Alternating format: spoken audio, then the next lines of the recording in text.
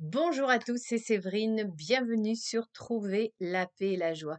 Ça y est, nous sommes entrés dans la semaine sainte. Alors avant de vous parler, de vous expliquer ce qu'est cette semaine sainte, qui est donc la semaine la plus importante de l'année, eh bien, je vous propose justement pour bien démarrer cette semaine de prier le chapelet de la miséricorde divine que j'ai fait donc vendredi. C'est un chapelet où nous allons faire une action de grâce pour remercier Dieu de ses bontés qu'il nous donne dans nos vies, même si nous ne les voyons pas toujours. Et l'une des plus grandes grâces que Dieu nous ait données, c'est évidemment son Fils unique Jésus-Christ, qui, voilà, s'est incarné, a vécu humblement, modestement, comme n'importe quel homme, et puis surtout a, voilà, apporté le royaume de Dieu à tous et a accepté toutes les tortures, les humiliations, a donné sa vie et nous a lavé de nos péchés par son très précieux sang. Donc, si vous n'avez pas pu vendredi prier le chapelet de la miséricorde divine, c'est une excellente façon de démarrer cette semaine, la semaine la plus importante de l'année. Par la prière, frères et sœurs, vous allez changer l'atmosphère spirituelle de votre vie. Si en ce moment, ça va pas dans votre vie, vous avez les ténèbres qui vous envahissent, beaucoup de problèmes de santé, de problèmes familiaux, professionnels, si vous doutez, si vous êtes angoissé, désespéré, perdu, priez, ça va changer totalement l'atmosphère spirituelle chez vous et dans votre cœur. Alors, qu'est-ce que c'est que cette semaine sainte? Donc, la semaine sainte, c'est un temps à part, puisque nous allons marcher dans les pas de Jésus. Et comment bien vivre la semaine sainte? C'est une occasion merveilleuse pour tous ceux qui ont raté leur carême, soit qu'ils n'ont pas fait du tout de carême, soit qu'ils l'ont fait mais qu'ils ont très vite laissé tomber. Pour des tas de raisons, eh bien, on va se rattraper avec la semaine sainte. Donc, nous avons le lundi saint, le mardi saint, le mercredi saint. Alors, l'idéal, c'est vraiment d'aller à la messe tous les jours. Si vous ne pouvez pas y aller physiquement parce qu'il n'y a pas de messe accessible aux heures où vous êtes disponible, vous pouvez suivre la messe sur KTO. Vous tapez sur YouTube KTO messe du jour et vous aurez la messe qui est célébrée tous les jours de l'année à 10 heures en direct de la grotte de Massabielle. Et quand on suit la messe sur Internet, c'est presque la même chose que si on y assiste.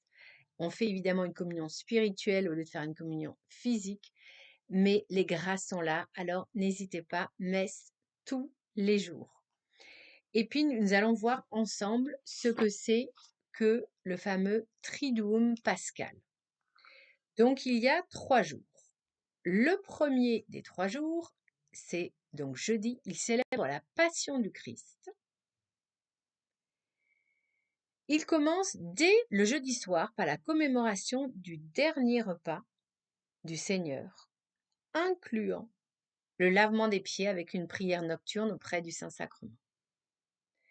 Ce premier jour du Triduum se poursuit dans la journée du Vendredi Saint, où a lieu aux environs de l'heure de la mort du Seigneur la célébration liturgique de sa Passion, ou, à défaut, un chemin de croix.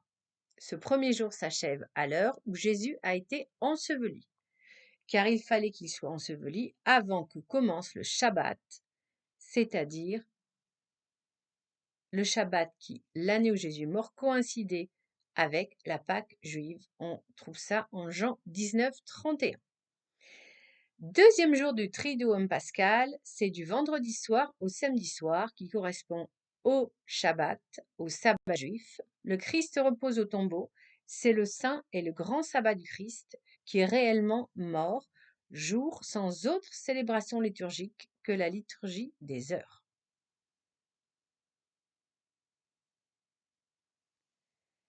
Le troisième jour commémore la résurrection. Il commence le samedi après le coucher du soleil, donc quand le sabbat est terminé. Le Christ se réveille du repos de la mort, il passe de la mort à la vie. C'est la Pâque nouvelle. Dans la nuit, la résurrection est célébrée sous forme de la vigile pascale, sommet de l'année liturgique et célébration privilégiée de l'initiation chrétienne. À l'Eucharistie de la Vigile s'ajoute une deuxième Eucharistie solennelle, la messe du jour. Ce jour de Pâques, qui est le lendemain du Shabbat, dernier jour de la semaine juive, est aussi de ce fait le premier jour de la semaine nouvelle, le premier jour du Seigneur ou dimanche qui inaugure le temps pascal. Il est comme la charnière entre le Triduum pascal, dont il est le troisième jour, et le temps pascal, dont il est le premier jour d'une fête qui durera 50 jours jusqu'à la Pentecôte. Alors, ce qui est important, c'est que vous remarquez que les jours commencent le soir comme dans la tradition juive, car Jésus est né du peuple juif, c'est très important. Donc c'est vraiment un moment vraiment à vivre. Et donc voilà, je vous invite à vivre toutes ces célébrations, toutes ces cérémonies, et vous allez voir que vous allez vraiment vous sentir dans une connexion profonde avec le Christ. Donc cette semaine, évidemment, on laisse tomber toutes ces préoccupations terrestres. On ne va pas au restaurant, on ne va pas au cinéma, on ne regarde pas la télé, on prie, on participe aux cérémonies. Voilà, soyez en communion avec le Christ et vous allez voir que votre cœur sera rempli de joie et que petit à petit, voilà, nous allons nous préparer à recevoir le Christ dans la résurrection à Pâques. Ça va être un moment incroyable. On se retrouvera demain où je vous donnerai d'autres conseils pour bien vivre votre semaine sainte. À demain, soyez bénis.